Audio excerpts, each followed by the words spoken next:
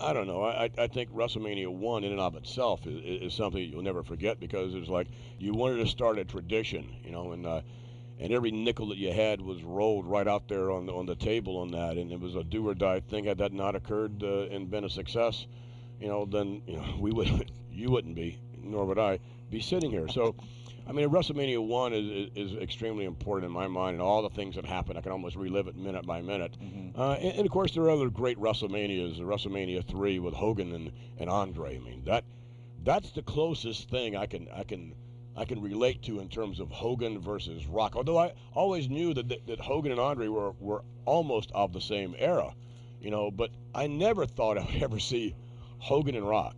I think that's going to be cool. No matter what happens, it's going to be cool.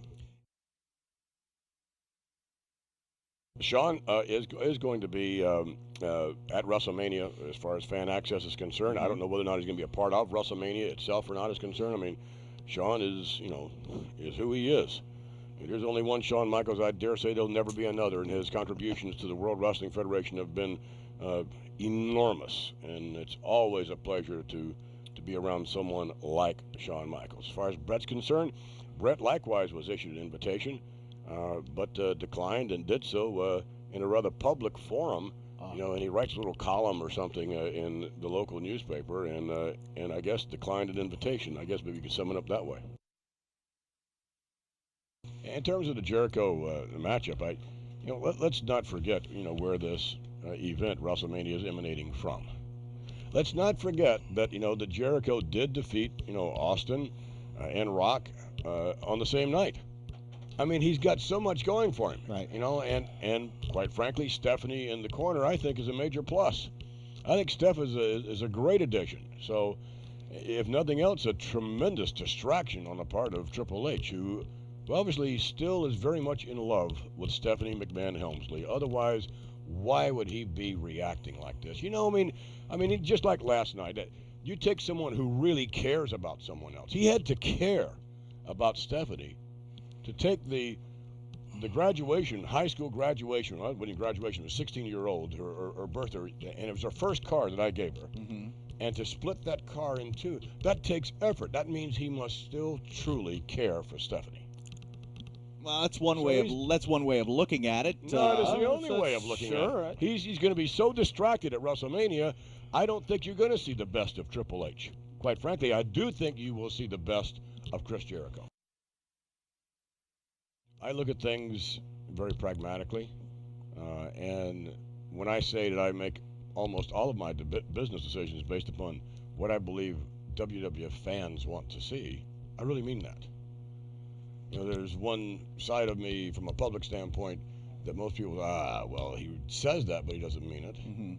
But if you look back on everything that's ever been done here, I do mean it.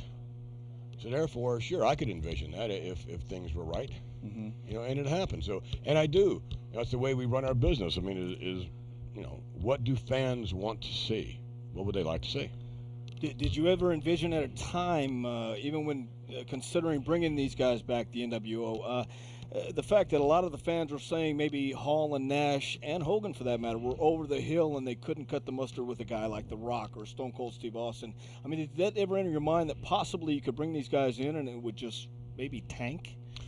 No, I really, because when Hall and Nash left here, they were just at they hadn't even quite reached their prime when they left here. So if anything, there may be a little ring rust or something like that, only because of lack of competition where they went. I mean, they were bored. I mean, when they went down to WCW, there was nothing that could possibly compare with them.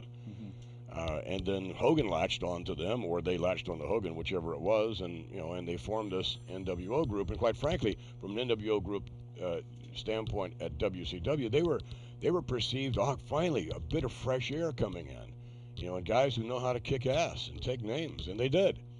But now bringing them back here, the timing is right. It works out for everyone. And there may still be a little ring rust left on them. I don't know. I guess we're going to find out at WrestleMania. But I wouldn't, if there is, I wouldn't expect much at all. I mean, I really think they're going to cut loose. You brought them back, and, it's a situation. Have you run into any problems with them at all? There was so much said before they returned. These guys were going to be problems. Have you personally had to deal with any issues or problems with regards to Hogan, Hall, and Nash?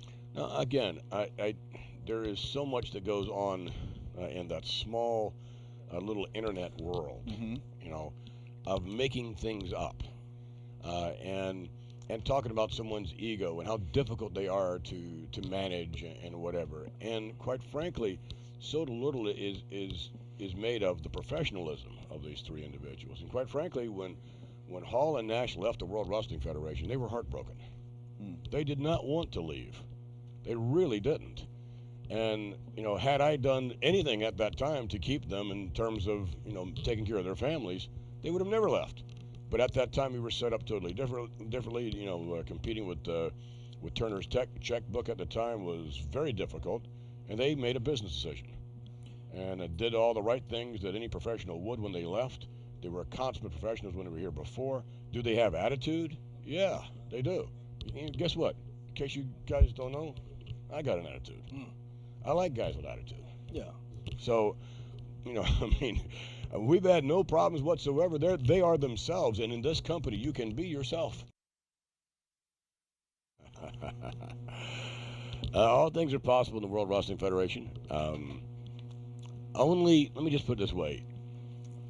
I'm a little, like, reluctant sometimes to get into the ring, because when I do, I don't want to make anyone look bad in comparison to the way I look. Definitely. So I've got that, you know, as a factor to consider.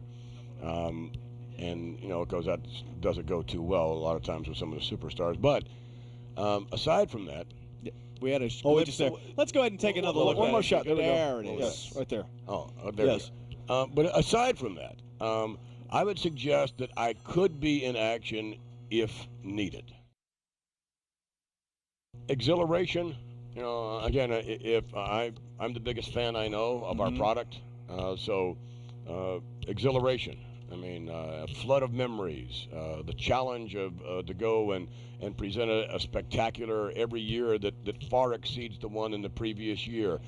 The fan interaction and the buzz and the electricity that you get off of all of that. I really, that's about as eloquent as I can be, you know, in terms of trying to describe chaos. Obviously, there are always problems at the last minute. There are always things that go wrong that you try to straighten out. Things you can never see coming, you know. So I mean, it's a very challenging day. Yeah, put it that way. And I know that each and every day of television production is challenging. You just came back last night live at San Antonio, flew back this morning. I'm sure just got a couple of hours sleep here in the office. When does the grind end? When do you take a moment? Hopefully never. I mean, what do you take it? Do you take a day off from time to time? Why do you want to take a day off from something that you love? You know, I mean, again, talking about doing what you do for fans. You know, the biggest high in the world, the biggest drug in the world, is when World Wrestling Federation fans show their appreciation in one form or another. And I don't care whether that's booing or cheering or whatever it may be. When they show their appreciation, you know, for the performances of these WWF superstars who give everything that they have, and my challenge to them was that wasn't enough, because the fans are due more. So even though you gave everything you had from your heart, liver, lungs, and every other organ you have, that was fantastic. Now what are you going to do? Yeah. Because you've got to always up it. I think, is that one of the reasons why you won't say this is the greatest WrestleMania ever? Or well, I would suggest to you this will be, in a lot of respects, the greatest WrestleMania ever in terms of promotion, in terms of matches you thought you would never, ever see. I mean, if you were to tell me last year when we were down in Houston that, okay, you know, one of the main events is going to be The Rock versus Hulk Hogan, I would have laughed in your face. Right. So, I mean, to see the battle of these two icons is something I never thought I'd ever see in my lifetime. So, I mean, to see this and to see how Stone Cold is going to deal with a Scott Hall and all the ramifications that go with that, and to see whether or not Triple H truly is up for the task of becoming truly a true WWF champion in every sense of the word. You know, I mean, to see these things and Ric Flair, if he has his match, if Undertaker decides to take it, I'm going to enjoy that. I'm going to enjoy a lot of these matches.